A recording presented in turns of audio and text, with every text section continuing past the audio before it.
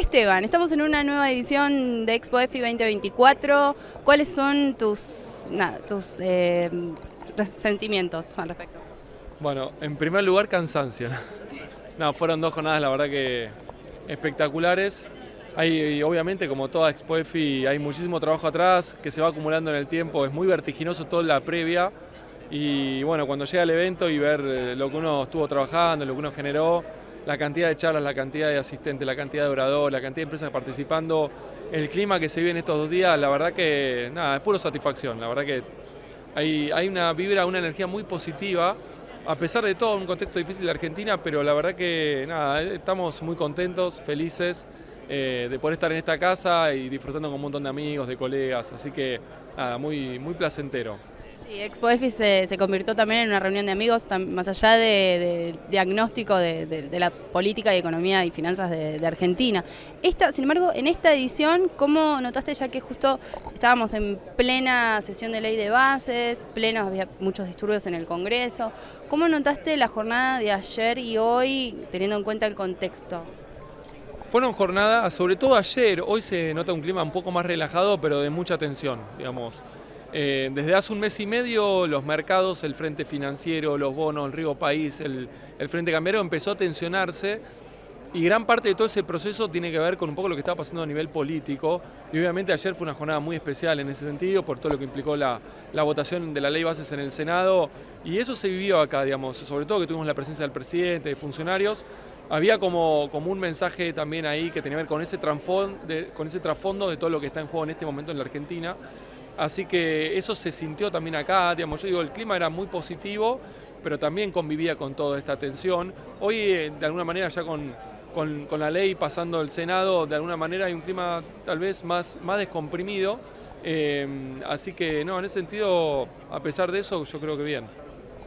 Respecto a las devoluciones o las expectativas de cara al mediano plazo, no tanto porque en el corto sabemos que hay todavía hitos a resolver y en el largo plazo la mayoría está muy optimista en cuanto al crecimiento y al rumbo. ¿Cómo ves el mediano plazo justamente? Yo diría, más que mediano plazo, el corto plazo. El mediano y largo plazo creo que hay, como bien decís vos, hay un optimismo, hay expectativas positivas.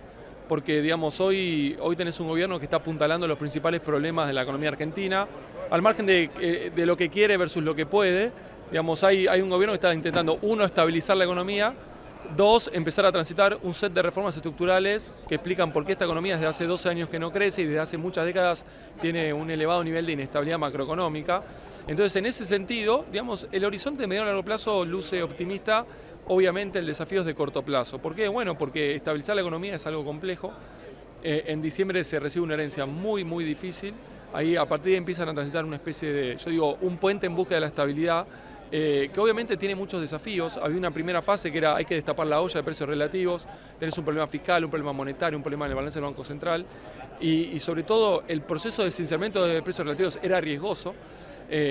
Para el presidente había riesgos de hiper, podemos discutirlo, pero había riesgos de disrupción nominal, la economía ya estaba con 12% de inflación, se va a 25%, y a partir de ahí empieza un proceso de baja, recién se acaba de conocer el dato de inflación, dio 4,2%, me acaban de avisar, con lo cual, bueno, de 25 a 20, de 20 a 13, 13 a 11, 11 a 8, 8 a 4, digamos, este primer tiempo de esta fase de estabilización pareciera estar concluyendo exitosamente. Ahora viene la segunda parte de esto, que bueno, ahora la inflación del 4, 5, hay que llevarla a la zona de 1. Y obviamente también ahí hay desafíos. Hay desafíos en plano económico, hay desafíos en plano político, hay desafíos en plano social. Con lo cual el corto plazo tiene muchos temas todavía a seguir trabajando en estos 3 puentes. Insisto, en ese sentido, la ley bases es un suceso político que trata de apuntalar esta columna vertebral que es darle sostén político a todo el proceso de estabilización. Digamos, no hay manera de estabilizar la economía si no tenemos a la política estabilizada, robustecida. Entonces yo creo que en ese sentido es una buena semana, a pesar de todo lo que pasó en torno al Congreso, por lo menos es un principio de balización del sendero que tenemos que recorrer hacia adelante. También tenemos tasas reales positivas, que eso, digamos, hacía mucho tiempo que no teníamos, y eso el ministro de Finanzas lo había marcado también como un hito que habían alcanzado. Bueno, tenemos tasa de interés positiva en algunas tasas, sobre todo las del Tesoro, la deuda del Tesoro, no así para los plazos fijos, todavía falta y para eso hay que seguir afianzando el proceso de baja de la inflación. Digamos, más tarde o más temprano, la tasa de interés, que al principio era muy negativa, ya dejó de ser tan negativa, pero siguen siendo negativas. Hoy un plazo fijo rinde 3% o 2,5%, un money market rinde 2,5% también. Con inflación de 4 todavía son negativas. En la medida que la inflación pueda seguir descendiendo y ya el proceso de baja de tasas empieza a encontrar limitaciones, bueno, la tasa va a tender a ser neutral y en el momento positiva. Y eso da cuenta de que la normalización macroeconómica avanza, porque en algún momento la tasa tiene que ser positiva y tiene que serlo en el marco de una inflación que ya sea baja. Eso está sucediendo, pero todavía falta que era una parte del camino y esas son parte de las complejidades, en este caso en el plano económico, de lo que tenemos en los próximos 3, 4, 5 meses. Y hay hay una frase de Ariel Sbdar que es: qué pocos al de 30 tengo, digamos. Hay mucha exposición a todo lo que es bonos. ¿Cómo ves esto traducido justamente con estas noticias? ¿Lo ves que se mantiene la exposición a más deuda pública, todo lo que es bonos? ¿O lo ves direccionando a más equity argentino?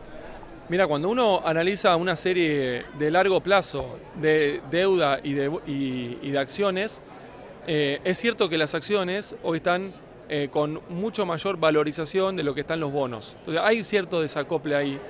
Y eso tiene que ver con que el sector privado en los últimos 3, 4 años estaba rentable, estaba líquido, estaba con buenos niveles de actividad. Entonces, pareciera ser que lo que es renta variable tuvo un proceso de suba mucho más acelerado y anticipado de lo que pasó en renta fija.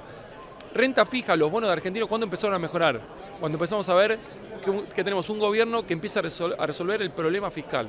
A medida que empezaron a salir mes a mes los números fiscales de superávit, superávit, superávit, los bonos pasaron de 20 a 30, 30 a 40, 40 a 50, 50 a 60, y ahí concluyó esta primera fase. Desde hace 2 meses, los bonos empezaron a oscilar entre 50 y 60. Si uno piensa hacia adelante, si la normalización macro avanza, bueno, esos bonos van a tener que seguir subiendo claramente y eso implica o tiene el correlato que el riesgo país va a seguir comprimiendo. El riesgo país pasó lo mismo. De 2.900 bajó a 1.100, rebotó a 1.500 y empezó a oscilar.